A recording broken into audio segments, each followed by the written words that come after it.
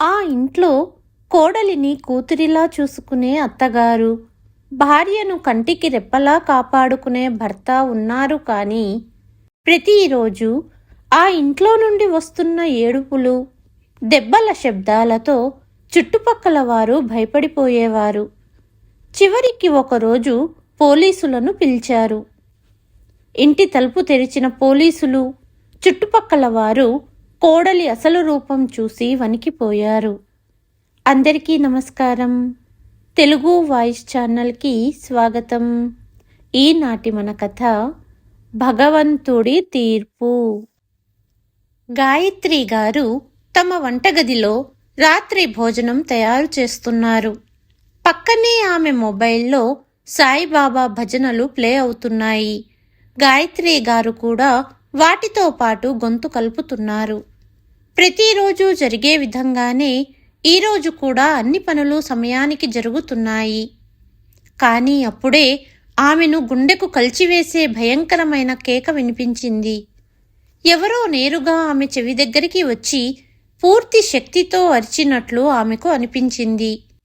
గాయత్రి గారి శరీరం ఒక్క క్షణంలో వణికిపోయింది మరియు గుండె వేగంగా కొట్టుకోవడం ప్రారంభించింది.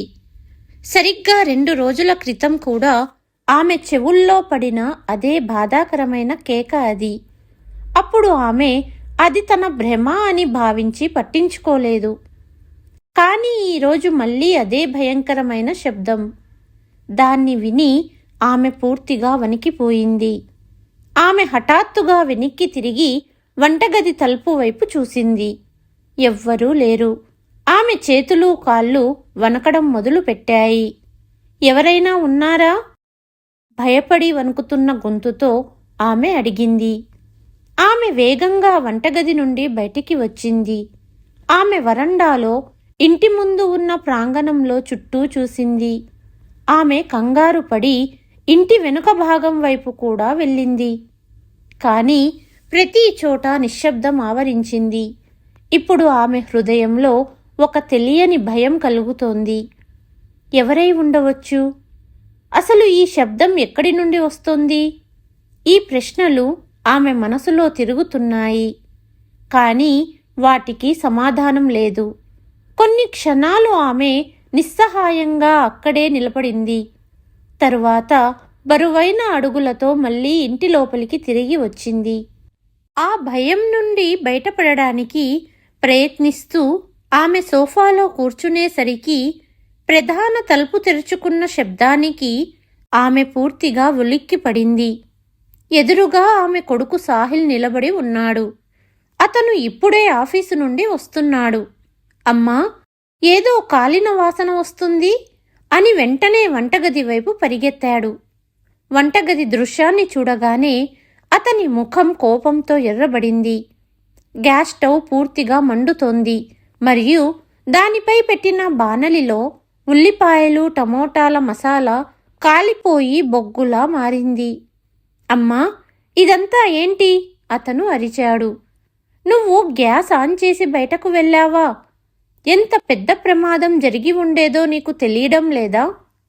సాహిల్ కోపంగా స్టవ్ కట్టేసి కాలిపోయిన బాణలిని కిచెన్ క్లాత్తో పట్టుకొని కోపంగా సింకులో విసిరాడు. అతను వంటగది నుండి బయటికి వచ్చాడు. అసలు నీ ధ్యాస ఎక్కడుంది? ఎందుకంత నిర్లక్ష్యం చేశావు?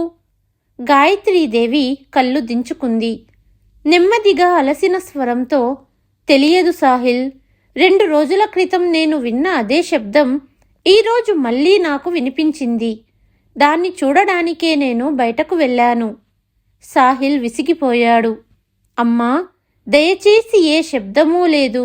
ఇదంతా నీ మనసులోని భ్రమ. నీకు వయసవుతోంది. ఈ వయసులో అలా అనిపించడం పెద్ద విషయం కాదు. కానీ దీని అర్థం ఇంత పెద్ద నిర్లక్ష్యం చెయ్యమని కాదు. కొంచెం జాగ్రత్తగా ఉండు.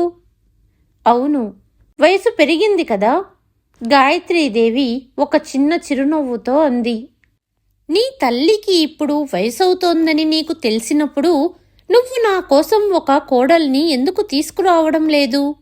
అయినా ఇంటి పని, వంట పని నన్నొక్కదాన్నే ఇదంతా ఎంతకాలం చూసుకోగలను?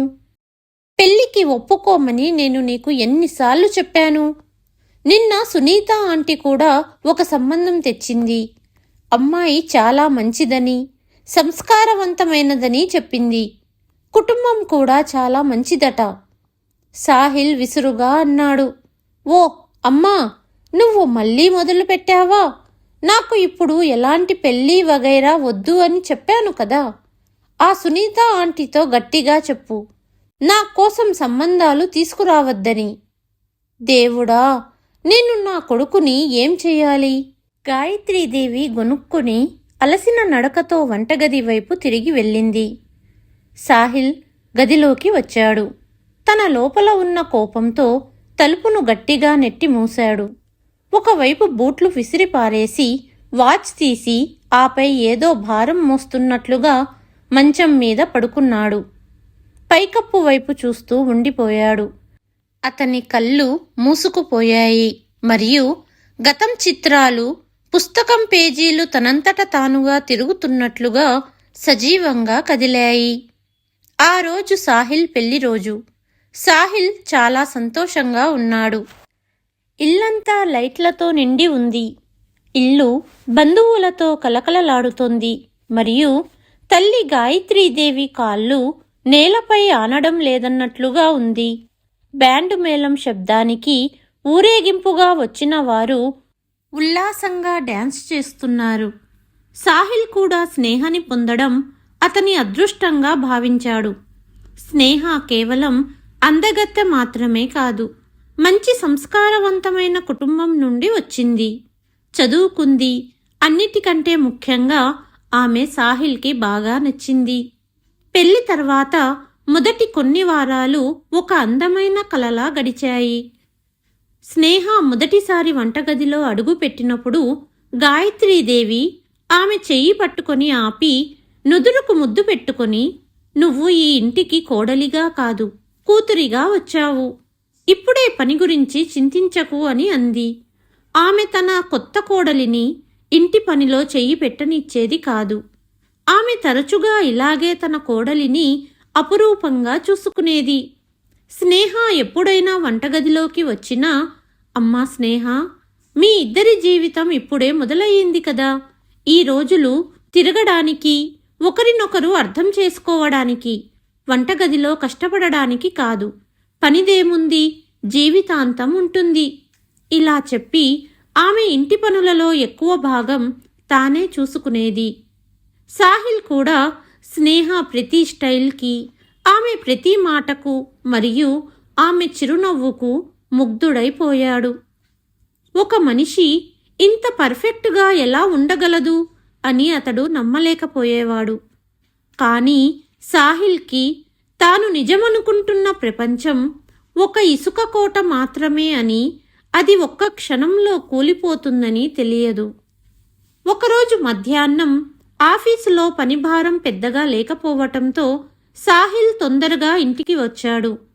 స్నేహకి ఒక మంచి సర్ప్రైజ్ ఇవ్వాలని అనుకున్నాడు. ఇద్దరూ కలిసి మధ్యాహ్నం భోజనం చెయ్యాలని, ఆపై సాయంత్రం ఒక మంచి సినిమాకు వెళ్ళాలి అని అనుకున్నాడు. తనను అకస్మాత్తుగా ఇంటికి రావడం చూసి స్నేహ ముఖం ఎలా మెరిసిపోతుందో అని అతను ఊహించుకుంటున్నాడు. స్నేహ, అతను తలుపు తెరుస్తూ ప్రేమగా పిలిచాడు. కానీ జవాబుగా నిశ్శబ్దం మాత్రమే వినిపించింది. స్నేహ, నువ్వెక్కడున్నావు? అతను కొంచెం పెద్దగా మళ్ళీ పిలిచాడు. ఇంట్లో ఒక వింత నిశ్శబ్దం అలుముకుంది. అది అతన్ని కలవరపెట్టింది. అతను వంటగది వైపు వెళ్ళాడు. స్టవ్ మీద పప్పు గిన్నె ఉంచబడింది. అది ఇంకా వేడిగా ఉంది. కొద్దిసేపటి క్రితమే ఎవరో వంట చేసినట్లు అనిపించింది. కానీ స్నేహ అక్కడ కూడా లేదు. ఒక తెలియని భయంతో అతను తన బెడ్రూమ్ వైపు అడుగు వేశాడు. కానీ గది తలుపు దగ్గరకు చేరుకోగానే అతను స్తంభించిపోయాడు. తన ముందు ఉన్న దృశ్యం చూసి అతని కాళ్ల కింద నేల కదిలిపోయింది. స్నేహ పెళ్లికి వేసుకున్న ఎర్రటి చున్నీ నేల మీద అస్తవ్యస్తంగా పడి ఉంది. పక్కనే ఆమె కొన్ని బట్టలు, ఆమెకు ఇష్టమైన దుప్పట్టా మరియు ఆమె చెప్పులు కూడా ఎంతో తొందరపాటుతో విసిరేసినట్లుగా చెల్లాచెదురుగా ఉన్నాయి. సాహిల్ గుండె వేగంగా కొట్టుకోవడం ప్రారంభించింది. అతను విస్మయంతో అంతా చూసి వణుకుతున్న అడుగులతో గదిలోకి ప్రవేశించాడు. ఇదేంటి? సాహిల్ వణుకుతున్న గొంతుతో అన్నాడు. ఎదురుగా అల్మారా తెరిచి ఉంది. దగ్గరికి వెళ్ళి చూశాడు. స్నేహ బట్టలన్నీ కూడా మాయమయ్యాయి. అతను త్వరగా తన బీరువా లాకర్ను తెరిచాడు. అక్కడ అతను 2 లక్షల నగదు మరియు కొన్ని బంగారు ఆభరణాలను ఉంచాడు. అక్కడ ఒక ఖాళీ కవరు తప్ప ఇప్పుడు అక్కడ ఏమీ లేదు. సాహిల్ తల తిరిగిపోయింది. లేదు, నేను ఎక్కువగా ఆలోచిస్తున్నాను, ఇది జరగదు అని అతను తనలో తాను గుసగుసలాడాడు. కానీ అతని గుండె వేగంగా కొట్టుకుంటోంది. సరిగ్గా అప్పుడే బయట ఏదో చప్పుడు వినిపించింది. అతను తలుపు వైపు పరిగెత్తాడు. గాయత్రి గారు కూరగాయల సంచి పట్టుకొని ఇంట్లోకి అడుగుపెట్టారు. ఆమె ముఖంపై మార్కెట్ అలసట కనిపించింది. కానీ సాహిల్ ఆందోళనగా ఉన్న కళ్ళను చూసి ఆమె ఆగిపోయింది. సాహిల్, నువ్వు ఇంత త్వరగా ఇంటికి వచ్చావు? తల్లి అడిగింది. అమ్మా, స్నేహ ఎక్కడ ఉంది? సాహిల్ గొంతులో కంగారు ఉంది. ఇల్లు ఖాళీగా ఉంది. ఆమె బీరువా ఖాళీగా ఉంది. నగలు పోయాయి, డబ్బు పోయింది. గాయత్రి గారి ముఖం పాలిపోయింది. ఏం చెప్తున్నావు సాహిల్? ఆమె వేగంగా వంటగది వైపు నడిచింది. స్నేహ, ఎక్కడున్నావు? కానీ ఆమె పిలుపు గాలిలో కలిసిపోయింది. సాహిల్ ఇంటి మూలమూలన వెతికాడు. కానీ ఎక్కడా ఎలాంటి ఆనవాళ్లు లేవు. మేడపైన స్నేహని వెతకడానికి వెళ్ళినప్పుడు అతను పక్కింటి మేడపై బట్టలు ఆరేస్తున్న పొరుగున ఉన్న శాంతి ఆంటీని చూశాడు. ఆంటీ, మీరు స్నేహను చూశారా? శాంతి ఆంటీ ఒక క్షణం ఆగి, అవును సాహిల్, మధ్యాహ్నం నేను ఆమెను వీధి మలుపులో ఒక అబ్బాయితో చూశాను. సన్నగా బక్కపల్చగా ఉన్నాడు. ఇద్దరూ తొందరలో ఉన్నారు. నేను బహుశా ఎవరో బంధువయ్యి ఉంటారు అనుకున్నాను. సాహిల్ రక్తం ఉడికిపోయింది. ఎలా ఉన్నాడతను? అప్పుడు టైం ఎంతయింది? 1 ప్రాంతంలో ఇద్దరూ వేగంగా వీధి బయటకు వెళ్లారు. సాహిల్ మెదడు వేగంగా పనిచేయటం ప్రారంభించింది. అతను వెంటనే స్నేహ పుట్టింటికి ఫోన్ చేశాడు. అత్తయ్య, స్నేహ అక్కడికి వచ్చిందా? అతని గొంతులో ఆందోళన ఉంది. లేదు సాహిల్, ఆమె ఇక్కడికి రాలేదు. ఏమైంది? స్నేహ తల్లి గొంతులో కూడా కంగారు ఉంది. సాహిల్ ఆమెకు విషయమంతా చెప్పాడు. ఇటువైపు గాయత్రి గారి ఆశ్చర్యానికి అంతులేదు. ఇదేంటి సాహిల్, ఇలా జరిగింది? మొదటి రోజు నుంచి ఆమె ఇంట్లో నిశ్శబ్దంగా ఉండటం నాకు కొంచెం అనుమానాస్పదంగా అనిపించింది. కానీ కొత్త కోడలు కదా, కొంచెం మొహమాట పడుతుందేమో అనుకున్నాను. బహుశా సమయంతో పాటు మనతో కలిసిపోతుందిలే అనుకున్నాను. సాహిల్ తల పట్టుకున్నాడు. వారి పెళ్లి జరిగి ఇంకా 15 రోజులు కూడా కాలేదు. స్నేహ తీయని మాటలు, ఆమె నవ్వు, ఆమె సాహిల్ పట్ల తన ప్రేమను వ్యక్తపరచడం అంతా సాహిల్కు స్నేహ నిజమైన ప్రేమలా అనిపించింది. కానీ ఇదంతా ఏమిటి? అతను బైక్ తాళం చెవి తీసుకొని పోలీస్ స్టేషన్ వైపు బయలుదేరాడు. సాహిల్ కోపం ఇప్పుడు నెమ్మదిగా ఒక తెలియని భయం మరియు సందేహంగా మారుతోంది. మీ భార్యే ఇంట్లోని ఆభరణాలు మరియు డబ్బు తీసుకుని వెళ్ళిందని మీకు ఖచ్చితంగా తెలుసా? ఇన్స్పెక్టర్ తన ఫైల్ నుండి కళ్ళు పైకెత్తి అడిగాడు. అతని గొంతు కఠినంగా ఉంది. అదే అనిపిస్తోంది సార్, సాహిల్ బదులిచ్చాడు. ఇన్స్పెక్టర్ ఫోన్ చేసి స్నేహ తల్లిదండ్రులను పిలిపించమని ఆదేశించాడు. కొద్దిసేపటికే స్నేహ తల్లిదండ్రులు పోలీస్ స్టేషన్కు చేరుకున్నారు. వారి ముఖాల్లో కంగారు, భయం స్పష్టంగా కనిపించాయి. విచారణ ప్రారంభమైంది మరియు వెల్లడైన విషయాలు సాహిల్ను కదిలించాయి.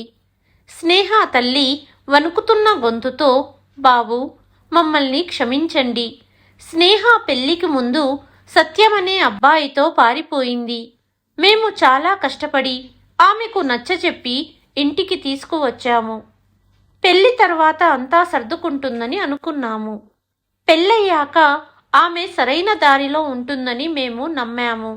కానీ ఆమె ఇప్పటికీ ఆ అబ్బాయితో టచ్లో ఉందని మాకు తెలియదు అంటూ ఆమె వెక్కి వెక్కి ఏడ్చింది. సాహిల్ ముఖం రాయిలా గట్టిపడింది. సత్యం అంటూ అతను పళ్ళు నొక్కాడు. అయితే ఇదంతా ఒక కుట్ర. ఆమె నన్ను నా కుటుంబాన్ని మోసం చేసింది. ఇన్స్పెక్టర్ అతన్ని శాంతించమని సైగ చేసి తన సబ్ ఇన్స్పెక్టర్కు ఫోన్లో కొన్ని ఆదేశాలు ఇచ్చాడు. సాయంత్రం అయ్యేసరికి స్నేహ ఫోన్ యొక్క చివరి లొకేషన్ దగ్గరలోని బస్టాండ్ పరిసరాల్లో దొరికిందని వార్త వచ్చింది. సాహిల్ గుండె వేగంగా కొట్టుకుంటోంది. అతను ఇన్స్పెక్టర్తో పాటు పోలీసు జీపులో బస్టాండుకు బయలుదేరాడు. బస్టాండ్ చేరుకోగానే పోలీసులు ఆ ప్రాంతాన్ని చుట్టుముట్టారు. సాహిల్ కళ్ళు ప్రతి బస్సును, ప్రతి ముఖాన్ని వెతుకుతున్నాయి. అప్పుడే ఒక బస్సును ఆపారు మరియు చివరి సీట్లో స్నేహ కూర్చొని కనిపించింది. కంగారు పడిన ముఖం, పాలిపోయిన రంగు, కిందకు వంచిన కళ్ళు. ఆమె పక్కన సన్నగా బక్కపలచగా ఉన్న ఒక అబ్బాయి ఉన్నాడు. అతని ముఖంలో భయం పొరలు స్పష్టంగా కనిపిస్తున్నాయి. అతనే సత్యం. పోలీసులు ఇద్దరినీ అదుపులోకి తీసుకున్నారు. వారి బ్యాగులను తనిఖీ చేయగా అన్ని బంగారు నగలు మరియు కొంత నగదు మొత్తం స్వాధీనం చేసుకున్నారు. సాహిల్ స్నేహ వైపు చూశాడు. అతని కళ్ళల్లో ప్రశ్నల తుఫాను ఉంది. ఎందుకు స్నేహ? నువ్వు ఎందుకు ఇలా చేశావు? అతని గొంతులో కోపం తక్కువగా, బాధ ఎక్కువగా ఉంది. స్నేహ తల వంచుకునే ఉంది కానీ సత్యం మాట్లాడడానికి ప్రయత్నించాడు. మేము కేవలం మా జీవితాన్ని కొత్తగా ప్రారంభించాలనుకున్నాము. మీ కొత్త జీవితం కోసం నా జీవితాన్ని నాశనం చేశారా? సాహిల్ కోపంతో గర్జిస్తూ అన్నాడు. నువ్వు నన్ను మోసం చేశావు. మా అమ్మ నమ్మకాన్ని వమ్ము చేశావు. అతను గట్టిగా అరుస్తున్నాడు. ఇన్స్పెక్టర్ ఇద్దరినీ పోలీస్ స్టేషన్కు తీసుకెళ్లమని ఆదేశించాడు. అప్పుడే స్నేహ చివరకు తల ఎత్తింది. ఆమె కళ్ళు కన్నీళ్లతో నిండి ఉన్నాయి. నన్ను క్షమించండి సాహిల్, ఆమె నెమ్మదిగా చెప్పింది. నేను సత్యంను ప్రేమించాను. మా అమ్మా నాన్న నిన్ను పెళ్లి చేసుకోమని బలవంతం చేశారు. నిజానికి నేను అతనితోనే ఉండాలనుకున్నాను. సాహిల్ ఏమీ సమాధానం చెప్పలేదు. అతని గుండె ముక్కలయ్యింది. అతని జీవితంలో అత్యంత విలువైన వస్తువుగా భావించిన అతని భార్య స్నేహ ఒక మోసగత్తె. ఆమె తన ముఖంపై కప్పుకున్న ముసుగు వెనుక దాగి ఉన్న నిజం సాహిల్ను లోపల వరకు విచ్ఛిన్నం చేసింది. స్నేహ మరియు సత్యంపై దొంగతనం మరియు మోసం కేసు నమోదు చేశారు పోలీసులు. సాహిల్ ఇంటికి తిరిగి వచ్చాడు కానీ అతని మనసు ఒక వింత శూన్యతతో నిండిపోయింది. సుమారు 6 నెలల తర్వాత కోర్టు సాహిల్ మరియు స్నేహ విడాకులకు ఆమోదం తెలిపింది. పత్రాలపై ఆ బంధం ముగిసింది. కానీ సాహిల్ మనసు ఇప్పటికీ ఆ మోసం యొక్క చిట్టడివిలో తిరుగుతూనే ఉంది.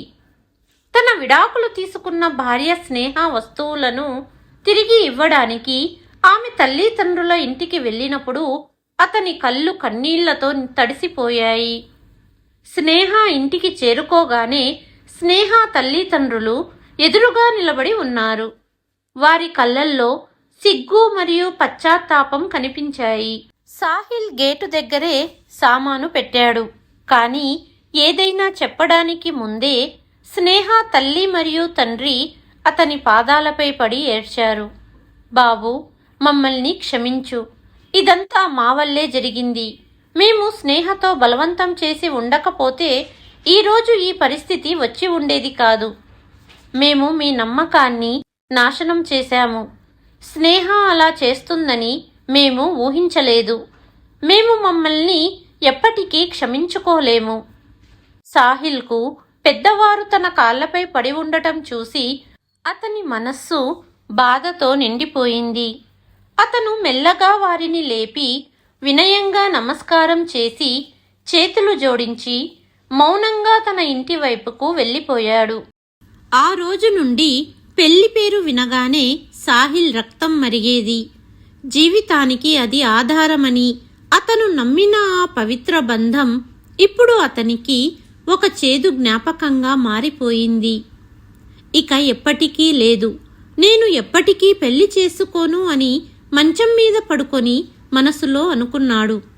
సరిగ్గా అప్పుడే బయటి నుండి గాయత్రి గారి గొంతు వినిపించింది. సాహిల్, భోజనం వడ్డించాను, త్వరగా రా. ఆమె గొంతులో మమకారం ఉంది. కానీ సాహిల్ మనసంతా బరువెక్కింది. అతను ఆలోచనల నుండి కదలలేకపోయాడు. లేదమ్మా, నాకు ఆకలిగా లేదు అని సాహిల్ గదిలో నుంచే జవాబిచ్చాడు. సాహిల్ గొంతులోని ఆ అలసటను గాయత్రి గారు గుర్తించారు. ఆమె నెమ్మదిగా గదిలోకి ప్రవేశించింది. కొడుకు దగ్గర కూర్చొని ప్రేమగా అతని తలపై చెయ్యి వేసి, మళ్ళీ నువ్వు అదే విషయాల్లో మునిగిపోయావు కదా సాహిల్. జీవితం అంటే ముందుకు నడవడమే. జరిగిన దానిని మర్చిపో, వర్తమానాన్ని చక్కదిద్దుకో. లేకపోతే ఈ గతం భారం నిన్ను మరింత కుంగదీస్తుంది. సాహిల్ తల్లి వైపు చూశాడు. సాహిల్, ఇకలే, గాయత్రి గారు ప్రేమగా అన్నారు. భోజనం చల్లబడుతోంది, నీకు బాగా ఆకలేసిందని నాకు తెలుసు. అప్పటికీ సాహిల్ బాధగానే పడుకొని ఉన్నాడు. సరే అయితే ఇంకో మాట, చెవులు తెరుచుకొని విను. నువ్వు ఇప్పుడు అన్నం తినకపోతే నేను కూడా ఈ రాత్రికి పస్తూ ఉంటాను. సాహిల్ ఒక పెద్ద నిట్టూర్పు విడిచాడు.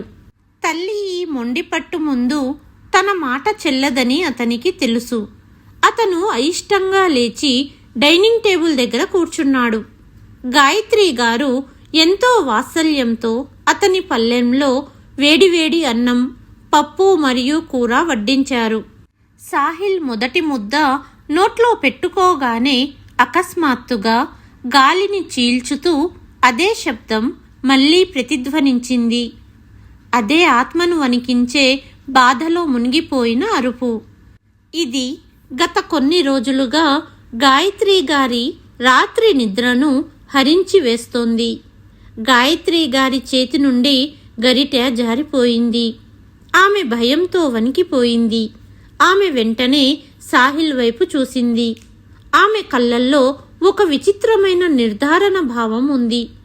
విన్నావా బాబూ, విన్నావా? ఇదే ఆ శబ్దం. నేను నీతో చెప్పేదాన్ని కదా, ఇది నా భ్రమ కాదని. సాహిల్ ముఖం పాలిపోయింది. నోటిలో పెట్టుకున్న ముద్దను ఏదో విధంగా మింగేశాడు. కానీ అతని పూర్తి దృష్టి ఇప్పుడు ఆ శబ్దంపై కేంద్రీకృతమై ఉంది. ఆ అరుపు అంత భయంకరంగా, బాధాకరంగా ఉంది. అది అతని ఒళ్ళు గగురు పొడిచింది. అమ్మా, అతను ఒక క్షణం ఆగి ఆందోళనతో కూడిన స్వరంలో అన్నాడు. నాకనిపిస్తోంది ఈ శబ్దం సరిగ్గా మన వెనుక ఇంట్లో నుంచే వస్తోంది. అక్కడ ఎవరు నివసిస్తున్నారో మీకు తెలుసా? గాయత్రి గారు లేదన్నట్లు తల ఊపారు.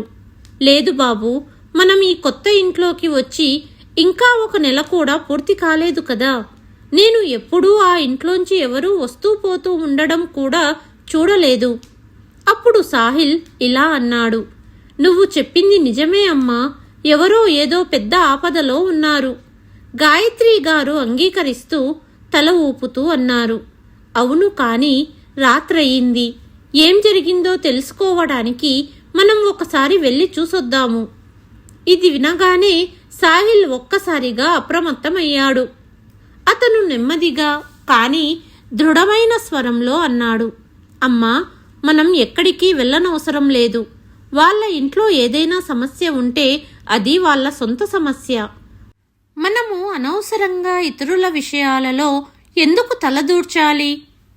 గాయత్రి గారు అతని వైపు చూసి, నువ్వు చెప్పిన మాట సరైనదే, కానీ ఎవరైనా నిజంగా ఆపదలో ఉంటే వాళ్ళు మనకు ఎవ్వరూ కాదని పట్టించుకోకుండా ఉండాలా? సాహిల్ గొంతు పెరిగింది. కానీ అమ్మా, నువ్వు నీ ఆరోగ్యాన్ని చూసుకో. బీపీ మాత్రలు వేసుకోవటం మర్చిపోతే నీకు కళ్ళు తిరుగుతాయి. నువ్వు ఆ ఇంట్లోకి ఒంటరిగా వెళ్ళి ఏం చెయ్యగలవు? మరియు ఆ అరుపులు విన్నప్పుడు అది ఏదో మానసిక రోగి అరిచినట్లుగా అనిపించింది. ఆ అరుపులు ఒక స్త్రీ యొక్క బాధతో కూడిన శబ్దం. బహుశా అక్కడ మానసికంగా అనారోగ్యంతో ఉన్న వ్యక్తి నివసిస్తుందేమో అనిపిస్తుంది. అవును, నాకు అలాగే అనిపిస్తుంది. గాయత్రీదేవి కళ్ళల్లో ఇప్పుడు ఒక పట్టుదల కనిపించింది. కానీ ఒక్కసారి వెళ్ళి యోగక్షేమాలు తెలుసుకోవటంలో తప్పేముంది? రేపు నేను ఇంటి పని పూర్తి చేసి ఒక్కసారి చూసి వస్తాను. వారికి ఏదైనా సహాయం అవసరమైతే సహాయపడతాను. లేకపోతే నేను మౌనంగా తిరిగి వస్తాను. సాహిల్ విసుగుతో, అమ్మా, నువ్వు ఎందుకు అర్థం చేసుకోవడం లేదు? ఈ విషయం వల్ల ఎవరికైనా కోపం వస్తే? ఈ రోజుల్లో ఎవ్వరూ తమ విషయాలలో ఇతరుల జోక్యాన్ని ఇష్టపడరు. కానీ గాయత్రీదేవి అప్పటికే మనసులో నిర్ణయించుకున్నారు. ఆమె పట్టుదలను చూసి సాహిల్ వాదించడం ఇకపై ప్రయోజనం లేదని అర్థం చేసుకున్నాడు. అతను లోతైన శ్వాస తీసుకొని ఓటమిని అంగీకరిస్తూ, మీరు నిశ్చయించుకున్నప్పుడు నేను ఏం చెప్పగలను? జాగ్రత్తగా ఉండండి. ఏదైనా చిన్న పొరపాటు అనిపించినా వెంటనే తిరిగి వచ్చేయండి. గాయత్రీదేవి ప్రేమగా అతని తలపై చెయ్యి వేసింది. తర్వాతి ఉదయం సాహిల్ ఆఫీసుకు వెళ్లిన వెంటనే గాయత్రీదేవి ఇంటి పనులన్నీ త్వరగా పూర్తి చేశారు. గుండెలో తెలియని భయం ఉంది. కానీ ఆమె ధైర్యం తెచ్చుకొని తలుపు మూసి వెనుక ఇంటి వైపు నడిచింది. ఇంటి బయట ఒక వింత నిశ్శబ్దం ఆవరించి ఉంది. ఆమె తలుపు మీద మెల్లగా తట్టింది. లోపలి నుండి ఎటువంటి సమాధానం రాలేదు. ఆమె మళ్ళీ కొంచెం గట్టిగా తలుపు తట్టింది. మళ్ళీ అదే గాఢమైన నిశ్శబ్దం. మూడవసారి ఆమె దాదాపు తలుపును బాదడం ప్రారంభించింది. ఎటువంటి స్పందన రాకపోవటంతో ఆమె నిరాశ చెంది తిరిగి వెళ్ళడానికి అడుగు పెట్టగానే అప్పుడే తలుపు కొద్దిగా లోపలికి తెరుచుకుంది. నడివయసు స్త్రీ ఒకరు తొంగి చూస్తూ, ఏమిటి అని ప్రశ్నించింది. ఆ స్త్రీకి సుమారు 60 లేదా 62 సంవత్సరాలు ఉండవచ్చు. ముఖంలో కఠినత్వం ఉంది. కనుబొమ్మలు ముడిపడి ఉన్నాయి. గాయత్రీదేవి తన వంతుగా నెమ్మదిగా, నమస్తే అక్క, మేము వెనుక ఇంట్లో నివసిస్తున్నాము. వచ్చి 1 నెల మాత్రమే అయింది అని చెప్పింది. అయితే నేనేం చేయాలి? గాయత్రీదేవి కొంచెం తటపటాయించి, నిజానికి కొన్ని రోజులుగా మీ ఇంటి వైపు నుండి అరుపులు, కేకలు వంటి శబ్దాలు వస్తున్నాయి. అందుకే ఎవరైనా ఇబ్బందుల్లో ఉన్నారేమో అని అడుగుదామని అనుకున్నాను అని అంది. ఆ స్త్రీ పదునైన స్వరంతో, ఎందుకు? నువ్వేమైనా సంఘసేవకురాలివా? మీరు అందరి బాధలను పంచుకోవటానికి కాంట్రాక్టు తీసుకున్నారా? ఆవిడ మాటలతో గాయత్రీదేవి నిర్ఘాంతపోయింది. ఇంత చేదు స్పందనను ఆమె అస్సలు ఊహించలేదు. లేదు లేదు, అలాంటిదేమీ లేదు. కేవలం పొరుగువారిగా ఏదైనా సహాయం చేద్దామని వచ్చాను అనింది గాయత్రి. మీ ఇంట్లోనే ఉండండి. ఇక్కడికి రావాల్సిన అవసరం లేదు. మా ఇంట్లో అంతా బాగానే ఉంది. ఇక మీ దారి మీరు చూసుకోండి. ఆ మహిళ ముఖం మీదే తలుపు మూసింది. గాయత్రీదేవి కొన్ని క్షణాలు అక్కడే నిలబడింది. నోటి నుండి ఒక్క మాట కూడా రాలేదు. మనసులో వేల ప్రశ్నలు. గుండెలో వర్ణించలేని ఆవేదనతో ఆమె మౌనంగా వెనుదిరిగింది. నడుస్తూ మనసులో గొనుగుకుంది. ఇదేంటి ఆవిడ ఇంత చిరాకు, ఇంత కోపం? నిజానికి అంతా బాగుంటే ఇలాంటి ప్రవర్తన ఎందుకుంటుంది?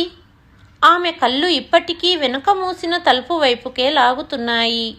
ఇంతలో ఆమె వీధి చివరికి చేరుకోబోతుండగా ఒక ఇంటి బయట మంచంపై కూర్చున్న 3-4 మహిళల మాటలు వినిపించాయి. అవి రోజువారీ విషయాలలో మునిగి ఉన్న కొంతమంది మహిళలు. గాయత్రీదేవి ఆగిపోయింది. వీళ్ళని అడిగితే బహుశా ఏదైనా ఆధారం దొరకవచ్చు అని అనుకుంది. వారిలో ఒకరు గాయత్రీదేవి రావడం చూసి నవ్వి, నమస్తే, మీరు వెనక ఇంట్లో కొత్తగా వచ్చిన వారే కదా అన్నారు. అవును, గాయత్రి తల ఊపుతూ, నేను గాయత్రిని. నెల రోజుల క్రితమే ఇక్కడికి మారాము. కొంచెం పరిచయం చేసుకుందామని అనుకుంటున్నాను. చాలా మంచి పని చేశావక్క. ఈ రోజుల్లో పొరుగువారు కూడా అపరిచితుల్లాగే ఉంటున్నారు. కానీ మీరు తెలుసుకోవడానికి, పరిచయం పెంచుకోవడానికి వచ్చారు. సంతోషం, రండి కూర్చోండి. రెండవ మహిళ మంచంపై చోటు చేస్తూ అంది. మేము రోజూ ఇక్కడే కూర్చొని కబుర్లు చెప్పుకుంటాము. గాయత్రి గారు కొంచెం సంకోచిస్తూ మంచమంచున కూర్చుంది. ఆమె చూపులు ఇప్పటికీ ఆ ఇంటి వైపే ఉన్నాయి. ఆమె ధైర్యం చేసి అడిగింది, ఆ ఎదురుగా ఉన్న ఇంట్లో ఎవరుంటారు? నేను ఈరోజు అక్కడికి వెళ్ళి మాట్లాడాను. కానీ ఆమె మాట పూర్తి కాకముందే ఆ మహిళ కనుబొమ్మలు చిట్లించి, అరే, మీరు అక్కడికి వెళ్ళారా? ఆ కమలా ఇంటికా? ఆమె చాలా వింత మనిషి. ఎప్పుడూ కోపంగానే ఉంటుంది. ఎవరితోనూ మాట్లాడదు. ఎవరినీ ఇంట్లోకి రానివ్వదు. గాయత్రి మనసు మరింత ఆందోళన చెందింది. కానీ నేను కొన్ని రోజులుగా అక్కడ అరుపులు విన్నాను. ఎవరో ఇబ్బందుల్లో ఉన్నట్లుగా. అందుకే ఈరోజు అడగడానికి వెళ్ళాను. కానీ ఆమైతే, అవును, అరుపులు మేము కూడా విన్నాం. రెండవ మహిళ తీవ్ర స్వరంలో అంది. వాళ్ళ ఇంట్లో తరచుగా గొడవలు జరుగుతుంటాయి. ముఖ్యంగా 6 నెలల క్రితం ఆమె కొడుకు పెళ్లి అయినప్పటి నుండి కొత్త కోడలు ఆమె చూడడానికి బాగానే ఉంది. సభ్యంగా, సంస్కారంగా కనిపిస్తుంది.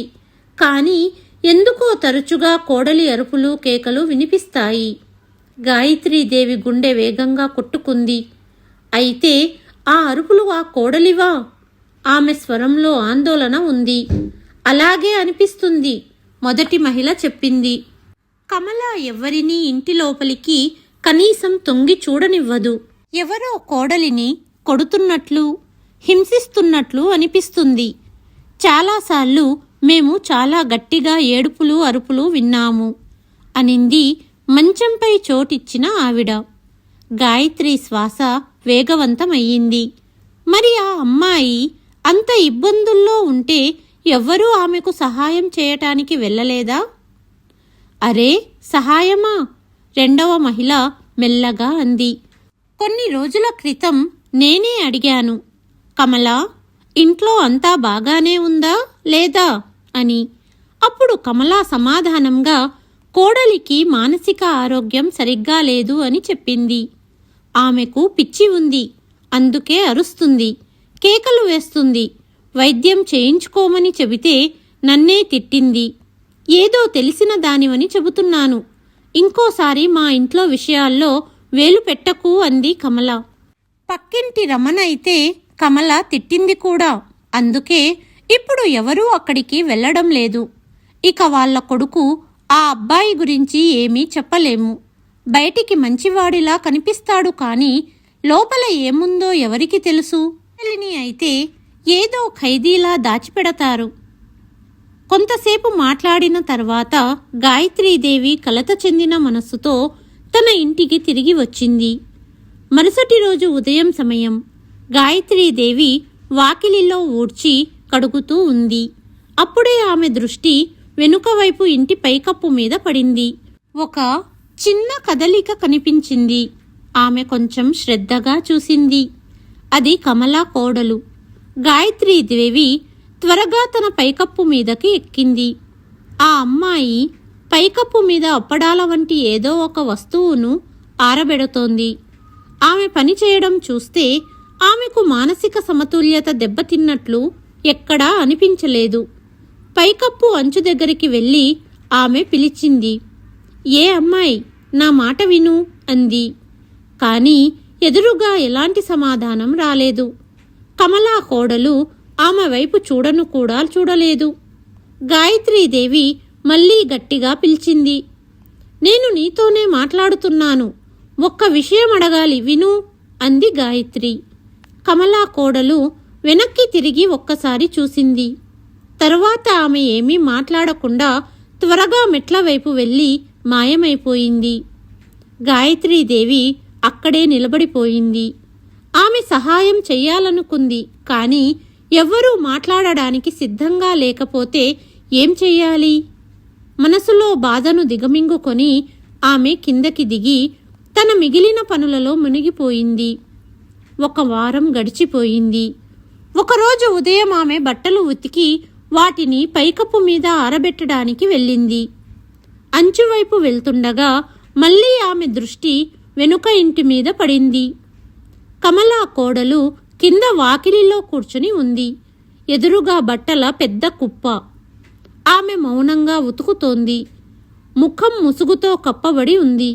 అప్పుడే లోపలి నుండి కమల బయటికి వచ్చింది. ఆకుపచ్చ రంగు, ఖరీదైన చీర, చెవుల్లో మెరుస్తున్న చెవిపోగులు. ఆమె ఎక్కడికో వెళ్తున్నట్టు సిద్ధంగా ఉన్నట్టు కనిపించింది. ఆమె తన కోడలి దగ్గరికి వచ్చి దాదాపుగా అంతే బట్టలు ఆమె ముందు విసిరింది. ఇవి కూడా ఉతికేయాలి. ఇంకా మేము వెళ్తున్నాము, సాయంత్రానికి వస్తాము. ఇంటి పని అంతా సరిగ్గా పూర్తి చేయాలి అంది. తర్వాత ఆమె కోపంగా చూస్తూ, విను, గుమ్మం బయట కూడా అడుగు పెట్టకు. నువ్వు బయటికి వెళ్ళినట్లు నాకు తెలుస్తే మంచిగా ఉండదు అంది. అదే సమయంలో కమలా కొడుకు కూడా ఇంటి ప్రధాన తలుపు తెరుస్తూ, అమ్మా పద, ఆలస్యమవుతోంది అన్నాడు. కమల మళ్ళీ ఒకసారి తన కోడలిని చూసి ఆ తర్వాత తన కొడుకుతో కలిసి బయటకు వెళ్ళిపోయింది. గాయత్రీదేవి ఇదంతా మౌనంగా చూస్తూ ఉంది. మాటలు పెద్దగా వినిపించలేదు, కానీ బట్టలు విసిరేసిన విధానం, ఇచ్చిన హెచ్చరిక మరియు కోడలు తలదించుకున్న తీరు అన్నీ చెప్పకుండానే చాలా విషయాలు చెప్పేశాయి. వీళ్ళు ఎక్కడికో వెళ్తున్నారు అని గాయత్రీదేవి అనుకుంది. అంటే ఈరోజు ఆమె ఇంట్లో ఒంటరిగా ఉంది. ఆమె మనస్సు మళ్ళీ కంగారు పడడం మొదలుపెట్టింది. ఇది సరైన సమయం ఆమె మనసులో అనుకుంది. బహుశా ఈరోజు ఆమె ఏదైనా మాట్లాడుతుందేమో. నేను తనతో మాట్లాడగలిగితే బహుశా కొంత నిజం బయటకు వస్తుందేమో. కానీ అదే సమయంలో ఆమె మనసులో భయం కూడా ఉంది. కమలకు తెలుస్తేనో అని ఆలోచిస్తూ ఆమె వణికిపోయింది. అయినా కూడా మనసుకు శాంతి కలగలేదు. సుమారు 1 గంట తర్వాత కమల మరియు ఆమె కొడుకు ఇంటి నుండి వెళ్ళిపోయారని ఆమెకు నమ్మకం కలిగింది. గాయత్రీదేవికి ఒక ఉపాయం తట్టింది. ఆమె కావాలని తన 2-3 బట్టలను టెర్రస్ పైనుండి తీసి కమల ఇంటి వెనుక ఉన్న పెరట్లో పడేసింది. ఆ తరువాత కాసేపు ఆగి ఆమె ఆ ఇంటి వైపు కదిలింది. ఆమె అడుగులలో ధైర్యం ఉంది, కానీ గుండెలో ఒక వింత ఆందోళన కూడా ఉంది. ఆమె డోర్ బెల్లు కొట్టింది. 1 క్షణం నిశ్శబ్దం అలుముకుంది. ఆ తర్వాత తలుపు కొద్దిగా తెరుచుకుంది. కమల కోడలు ఒక కంటితో తొంగి చూసింది. ఆమె ముఖం ముసుగుతో కప్పబడి ఉంది. అమ్మా, గాయత్రీదేవి మెత్తని స్వరంతో అంది. నేను డాబాపై బట్టలు ఆరేస్తున్నాను. గాలికి కొన్ని బట్టలు ఎగిరి మీ పెరట్లో పడిపోయాయి. తీసుకురాగలవా? ఇప్పుడే తీసుకొస్తాను, కమల కోడలు చిన్నగా అంది. తలుపు మూసి లోపలికి వెళ్ళిపోయింది. గాయత్రీదేవి సమయం చూసి మెల్లిగా తలుపు నెట్టి కొంచెం లోపలికి అడుగుపెట్టింది. ఆమె కళ్ళు చుట్టూ వెతికాయి. ఇంకెవరూ కనిపించలేదు. అప్పుడే కమల కోడలు బట్టలు తీసుకొని తిరిగి వచ్చింది. వాటిని గాయత్రీదేవి వైపు అందించింది. ఆమె ముఖం అప్పటికీ ముసుగుతో కప్పబడి ఉంది. ధన్యవాదాలమ్మా, గాయత్రీదేవి బట్టలు తీసుకుంటూ నవ్వింది. అసలు నీ పేరేంటి? మనం పక్కింటి వాళ్ళమే, కానీ ఇప్పటి వరకు మాట్లాడుకోలేదు. ఆ అమ్మాయి 1 క్షణం తటపటాయించి గాయత్రీదేవి వైపు చూసింది. ఆ తర్వాత మెల్లిగా అంది, పూర్ణిమ. ఆమె గొంతులో వణుకు ఉంది. గాయత్రీదేవి తన సహజమైన మమకారంతో మాటను ముందుకు నడిపింది. పూర్ణిమ, చాలా మంచి పేరమ్మా. నీకు అభ్యంతరం లేకపోతే నేను కొంచెం సేపు ఇక్కడే కూర్చుంటాను. కాసేపు మాట్లాడుకుందాం. పూర్ణిమ ముందుగా తలుపు వైపు చూసింది. ఎవరైనా వస్తారేమో అని భయపడుతున్నట్లుగా. ఆ తర్వాత ఆమె మెల్లిగా తల ఊపి అంగీకారం తెలిపింది.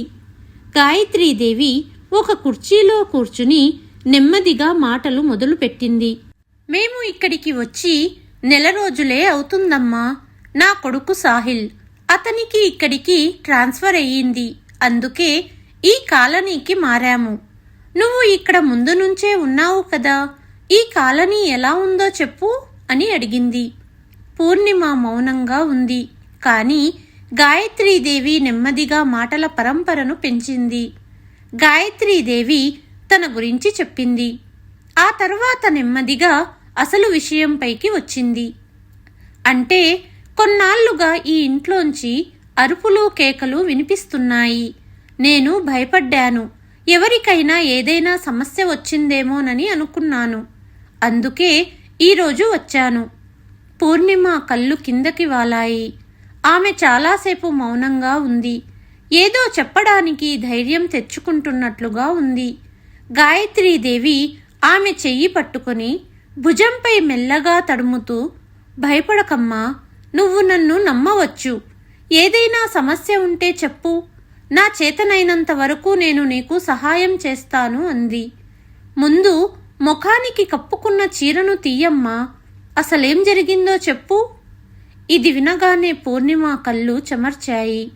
ఆమె వెక్కి వెక్కి ఏడవడం మొదలుపెట్టింది. గాయత్రీదేవి ఆమెను ఓదార్చడానికి ప్రయత్నించింది.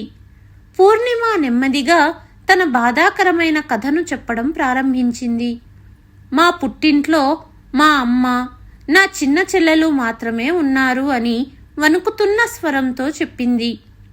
నాన్నగారు 2 ఏళ్ల క్రితం చనిపోయారు. అమ్మ చాలా కష్టపడి డబ్బు పోగు చేసి నా పెళ్లి చేసింది. కట్నంగా తన దగ్గర ఉన్న డబ్బంతా ఇచ్చేసింది. ఆమె పొదుపు చేసిన డబ్బంతా నా పెళ్లికే ఖర్చు చేసింది. ఇప్పుడు ఆమె చిన్నపాటి ఉద్యోగం చేస్తూ జీవనం సాగిస్తోంది. వాళ్లకు సొంతంగా ఒక చిన్న ఇల్లు ఉంది. అదే వాళ్ళకి ఆధారమని పూర్ణిమ ఒక క్షణం ఆగి కన్నీళ్లు తుడుచుకుంది. కానీ పెళ్ళైనప్పటి నుంచి మా అత్తగారు, నా భర్త ఒకటే పట్టుబట్టారు. మీ అమ్మతో ఇల్లు అమ్మి మాకు డబ్బు ఇవ్వమని చెప్పు అని అంటారు. గాయత్రీదేవి ఉన్న ఒక్క ఆధారం అడిగారా? ఆశ్చర్యంగా అడిగింది. పూర్ణిమ తల ఊపింది. అవునాంటీ, నా భర్త ఏ పని చెయ్యడు. అమ్మ దగ్గర నుంచి డబ్బు తీసుకురా, అప్పుడే ఏదైనా వ్యాపారం మొదలు పెట్టవచ్చు అని అంటాడు. కానీ అమ్మ దగ్గర ఇప్పుడు ఏమీ లేదు. ఆ ఇల్లే ఆమెకు చివరి ఆధారం. గాయత్రీదేవి ముఖం కోపంతో, బాధతో ఎర్రబడింది. నువ్వు చదువుకున్న దానిలా ఉన్నావమ్మా. నీ భర్తకు ఏదైనా ఉద్యోగం వెతుక్కోమని చెప్పు. తనకి ఉద్యోగం దొరికే వరకు నువ్వెందుకు ఉద్యోగం చెయ్యకూడదు? పూర్ణిమ కళ్ళ నుంచి మళ్ళీ కన్నీళ్లు వచ్చాయి. ఆంటీ, వీళ్ళు నన్ను ఉద్యోగం చెయ్యనివ్వరు. మేము సంస్కారవంతులం. మా ఇంటి కోడలు బయట పని చెయ్యదు అని అంటారు అత్తగారు. కానీ ఇది కేవలం ఒక సాకు. నిజానికి వాళ్ళంతా నన్ను ఇంట్లోనే బంధించి ఉంచాలనుకుంటున్నారు. పుట్టింటికి కూడా వెళ్ళనివ్వరు అని చెబుతూ ఉండగా ఆమె కప్పుకున్న చీర కొద్దిగా పక్కకు జరిగింది. గాయత్రీదేవి దృష్టి ఆమె ముఖం మీద పడింది. నలుపు నీలం గుర్తులు, కళ్ళ కింద వాపు, భుజం మీద గాయాల గుర్తులు. గాయత్రీదేవి గుండె దహించుకుపోయింది. ఇదంతా ఏంటమ్మా అని వణుకుతున్న స్వరంతో అడిగింది. పూర్ణిమ తలదించుకుంది. అందుకే నేను ముఖాన్ని కప్పుకున్నాను. నన్ను ప్రతిరోజు కొడతారు. అత్తగారు, భర్త ఎవరికి ఎంత వీలైతే అంత కొడతారు. భర్త, అత్త, మామ కొన్నిసార్లు కర్రతో, కొన్నిసార్లు చెంపదెబ్బలు. చెప్తూ ఆమె వెక్కి వెక్కి ఏడ్చింది. అంతగా కొడతారు, కానీ అరవనివ్వరు. నొప్పి భరించలేనప్పుడు అరుపులు దానంతట అవే బయటకు వస్తాయి. వాళ్ళ చేతులతో నా నోరు మూసేస్తారు. గాయత్రీదేవి తనను తాను ఆపుకోలేకపోయింది. మరి ఎందుకు భరిస్తున్నావు ఇదంతా అని అడిగింది. ఈ నరకం వదిలేయవచ్చు గదా. పూర్ణిమ కళ్ళు తుడుచుకుంది. ఎక్కడికి పోవాలి? అమ్మ దగ్గరికి వెళ్తే నన్ను ఈ స్థితిలో చూసి బ్రతికుండగానే చచ్చిపోతుంది. తరువాత నా చిన్న చెల్లెలి పరిస్థితి ఏమవుతుందో అనే ఆందోళన కూడా ఉంది. పెద్ద కూతురు పుట్టింట్లో కూర్చొని ఉంటే చిన్నదానికి పెళ్ళి ఎలా అవుతుంది? వాళ్ళ దగ్గర ఏముంది? కేవలం ఒక చిన్న ఇల్లు. దాన్ని కూడా ఈ మనుషులు మింగేయాలని చూస్తున్నారు. గాయత్రి గారు పూర్ణిమ చేతిని పట్టుకున్నారు. ఆమె కళ్ళల్లో దృఢత్వం కనిపించింది. అమ్మా, నువ్వు ఒంటరిదానివి కాదు, నేను ఉన్నాను కదా, మనం ఏదో ఒక దారి వెతుకుదాం. కానీ నువ్వు ఇలా కుమిలిపోతూ జీవించనవసరం లేదు. వెళ్లే ముందు ఆమె పూర్ణిమ వైపు చూసి మెల్లగా అడిగింది, అమ్మా, నీ ఫోన్ నెంబర్ ఇవ్వు. ఏదైనా అవసరమైతే నేను నీతో మాట్లాడగలను. పూర్ణిమ తలదించుకొని, ఆంటీ, నా దగ్గర ఫోన్ లేదు. పెళ్ళైన కొత్తలో అమ్మ చిన్న ఫోన్ కొనిపెట్టింది, కానీ నా భర్త పగలగొట్టేశాడు అంది. ఆమె గొంతులో నిస్సహాయత ఉంది. గాయత్రి గారు ఒక క్షణం ఆలోచించారు. తరువాత ఇలా అన్నారు, సరే, నువ్వు మీ అమ్మ ఫోన్ నెంబర్ ఇవ్వు, వాళ్ళ ఇంటి అడ్రస్ కూడా ఇవ్వు. నేను ఆమెతో మాట్లాడాలి. పూర్ణిమ ముందుగా తలుపు వైపు చూసింది, ఎవరైనా వింటారేమోనని భయపడుతున్నట్లు. తరువాత ఆమె త్వరగా ఒక కాగితం తీసుకొని దానిపై వణుకుతున్న చేతులతో తన అమ్మ నెంబరు, అడ్రస్ రాసి గాయత్రి గారికి ఇచ్చింది. ఆంటీ, దయచేసి మా అత్తగారికి నేను మీతో మాట్లాడానని చెప్పకండి అని ఆమె దాదాపు గుసగుసగా అంది. నువ్వు చింతించకు అని గాయత్రి గారు ఆమెకు ధైర్యమిచ్చారు. నేనంతా చూసుకుంటాను. ఆ కాగితం పట్టుకొని ఆమె తన ఇంటికి తిరిగి వచ్చింది. రేపు వెళ్ళి పూర్ణిమ తల్లిని స్వయంగా కలుస్తాను. బహుశా ఆమె ఏదైనా దారి చెప్పగలదేమో. కానీ అదే రాత్రి గాయత్రి గారి నిద్ర మళ్ళీ అదే బాధాకరమైన కేకతో భగ్నమయ్యింది. ఆ కేక మళ్ళీ ఆమె చెవుల్లో మారుమోగుతోంది. ఇంతకు ముందు అత్తామామలు ఆమె గొంతును అణిచివేసేవారు. పూర్ణిమ కూడా భయంతో మౌనంగా ఉండేది. కానీ ఈరోజు ఆమె పెద్దగా అరుస్తోంది. తన మొర పరిసరాల వారికి చేరాలని ఆమె కోరుకున్నట్లుగా. ఆమె ఎంత అరుస్తోందో అంతకు మించి ఆమె అత్తామామల దెబ్బల శబ్దాలు కూడా గాయత్రి గారి చెవులకు వినిపిస్తున్నాయి. గాయత్రి గారికి కోపం కట్టలు తెంచుకుంది. ఆమె గొనుగుతూ మంచం నుండి లేచి ఫోన్ తీసుకుంది. ఆమె చేతులు వణుకుతున్నాయి. కానీ మనసులో ఒక స్థిరమైన సంకల్పం ఉంది. ఆమె వెంటనే పోలీసులకు ఫోన్ చేసింది. హలో, నేను గాయత్రిని మాట్లాడుతున్నాను. మా పక్క ఇంట్లో కోడలిని చాలా దారుణంగా కొడుతున్నారు.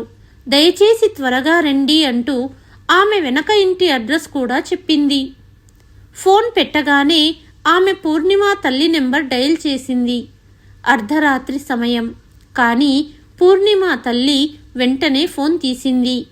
ఎవరు? ఆమె గొంతులో ఆందోళన ఉంది. నేను గాయత్రి. మీ కూతురు పూర్ణిమ పొరుగున ఉండేదాన్ని అని గాయత్రి గారు వేగంగా చెప్పారు. మీ అమ్మాయి చాలా ప్రమాదంలో ఉంది. అత్తామామలు, భర్త ఆమెను కొడుతున్నారు. నేను పోలీసులకు ఫోన్ చేశాను. మీరు కూడా త్వరగా రండి. అవునా? నా బిడ్డ పూర్ణిమ ఎలా ఉంది? అవతలి వైపు నుండి పూర్ణిమ తల్లి స్వరం వినిపించింది. నేను ఇప్పుడే వస్తున్నాను. దాదాపు అరగంట తర్వాత గాయత్రి గారి ఇంటి ముందు సైరన్ శబ్దం మారుమోగింది. మహిళా పోలీసుల జీపు ఒకటి కమల ఇంటి ముందు ఆగింది. గాయత్రి గారు కూడా సాహిల్తో కలిసి త్వరగా అక్కడికి చేరుకున్నారు. వారి గుండె వేగంగా కొట్టుకుంటోంది. కానీ ఇది సరైన సమయమని ఆమెకు తెలుసు. కమల తలుపును గట్టిగా కొట్టారు. తలుపు తెరవండి. ఒక మహిళా కానిస్టేబుల్ కఠినమైన స్వరం వినిపించింది. తలుపు తెరుచుకుంది. కమల ఎదురుగా ఉంది. ఆమె ముఖం కోపం, భయం కలగలిసిన భావాలతో ఎర్రబడింది. ఇదేంటి? వణుకుతున్న స్వరంలో ఆమె అరిచింది. ఇంత రాత్రివేళ మా ఇంటికి పోలీసులు? అప్పుడే కమల కొడుకు రాజు కూడా అక్కడికి వచ్చాడు. ఏమిటి విషయం మేడం? ఏమైంది? అతను కంగారుగా అడిగాడు. పూర్ణిమను పిలవండి, మేము ఆమెతో మాట్లాడాలి మహిళా ఇన్స్పెక్టర్ కఠినమైన స్వరంతో చెప్పింది. రాజు తడబడుతూ సమాధానం చెప్పాడు. ఆమెకు ఒంట్లో బాగోలేదు. ఇంటి పని చేస్తుండగా జారిపడింది. నడుముకు దెబ్బ తగిలింది. అందుకే విశ్రాంతి తీసుకుంటోంది. కానీ మీకు పూర్ణిమతో ఏం పని? అతను మళ్ళీ అడిగాడు. అతని గొంతులో కంగారు స్పష్టంగా కనిపించింది. మీరు మీ కోడలిపై చెయ్యి చేసుకుంటున్నారని మాకు సమాచారం అందింది. ఇప్పుడు పూర్ణిమను పిలవండి, లేదంటే మేము స్వయంగా లోపలికి వస్తాము, ఇన్స్పెక్టర్ చెప్పింది. ఇది వినగానే కమల తెలివిగా పరిస్థితిని చక్కదిద్దడానికి ప్రయత్నించింది. అయ్యో, లేదు లేదు మేడం, ఆమె నెమ్మదిగా చెప్పింది. మా కోడలు మాకు కూతురితో సమానం. మేము ఆమెను చాలా ప్రేమగా చూసుకుంటాము. ఇదంతా కేవలం అపార్థం. అప్పుడే వెనక నుండి అణిచివేయబడిన ఒక స్వరం వినిపించింది. ఖచ్చితంగా అబద్ధం. పూర్ణిమ తల్లి ముందుకు వచ్చింది. ఆమె కళ్ళు కన్నీళ్లతో నిండి ఉన్నాయి. ఇన్స్పెక్టర్ గారు, వీళ్ళు అబద్ధం చెబుతున్నారు. నా కూతురు ఈ రాక్షసుల చెరలో చిక్కుకొని చాలా బాధపడుతోంది. ఇన్స్పెక్టర్ కానిస్టేబుల్కు సైగ చేసింది మరియు ఒక కానిస్టేబుల్ గట్టిగా కేక వేసింది. పూర్ణిమ, బయటకురా! పోలీసుల పిలుపు విని పూర్ణిమ లోపలి నుండి కుంటుతూ బయటకు వచ్చింది. ఆమె చాలా కష్టం మీద నడుస్తోంది. ఆమె ముఖం అప్పటికీ ముసుగుతో కప్పబడి ఉంది. కానీ ఆమె నెమ్మదిగా నడక, వణుకుతున్న భుజాలు ఆమె పరిస్థితిని తెలియజేస్తున్నాయి. మధ్యలో రాజ్ మళ్ళీ అడ్డుపడ్డాడు.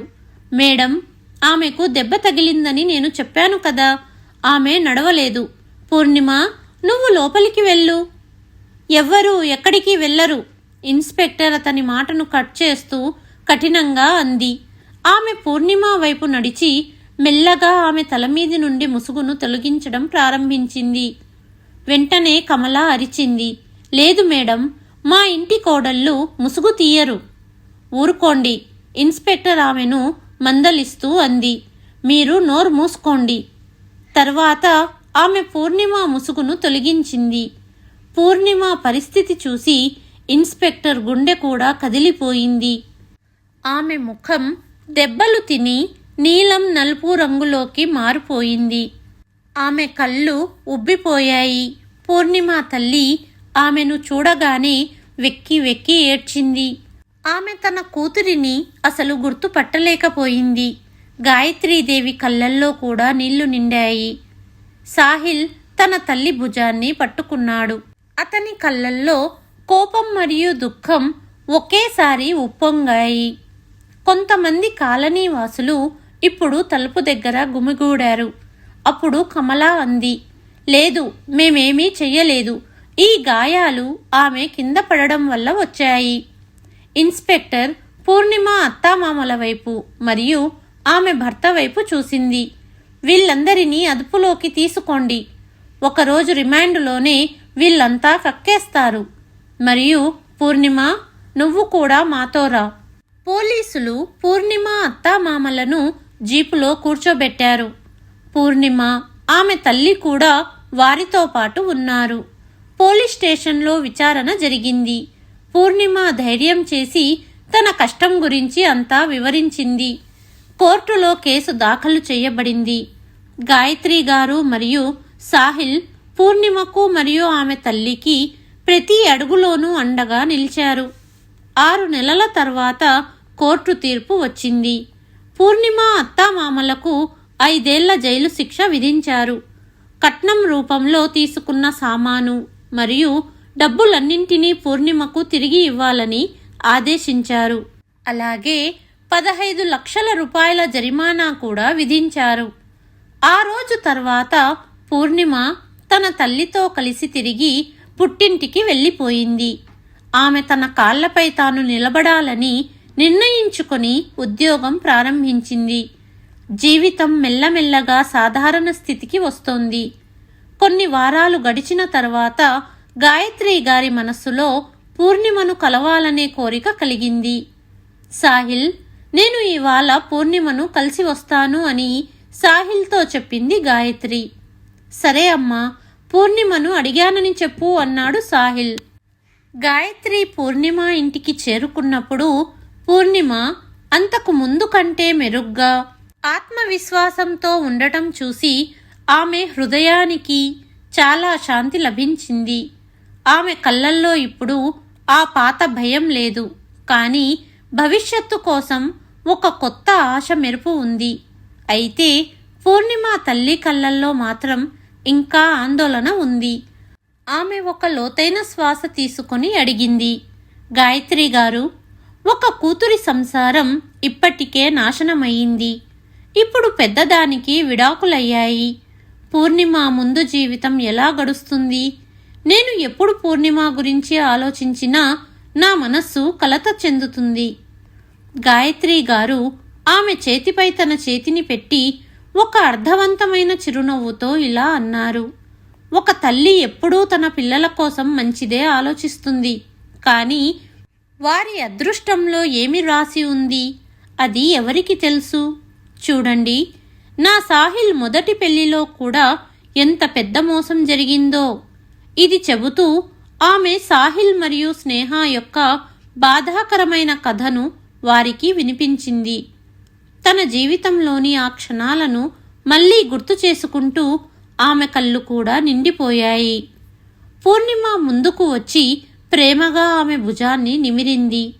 అదే క్షణంలో గాయత్రి గారి మనస్సులో ఒక ఆలోచన మెరిసింది. ఆమె ముఖంపై ఒక మృదువైన చిరునవ్వు వ్యాపించింది. నేను పూర్ణిమను చాలా కాలంగా చూస్తున్నాను. తన గురించి మొత్తం తెలిసిన దాన్ని. సాహిల్కి కూడా పూర్ణిమ గురించి తెలుసు. మీకు అభ్యంతరం లేకపోతే ఒక విషయం అడగనా? ఆమె మెల్లగా అడిగింది. మీ పూర్ణిమను నా ఇంటి కోడలిగా చేస్తారా? ఇది విని పూర్ణిమ తల్లి ఆశ్చర్యపోయింది. ఆమె కళ్ళల్లో నమ్మశక్యం కాని ఒక ఆశ మిశ్రమ మెరుపుగా కనిపించింది. నిజం చెబుతున్నారా గాయత్రి గారు? ఆమె వణుకుతున్న స్వరంతో అడిగింది. మీరు నన్ను ఆట పట్టించడం లేదు కదా? ఖచ్చితంగా లేదు, గాయత్రి గారు పూర్తి నమ్మకంతో అన్నారు.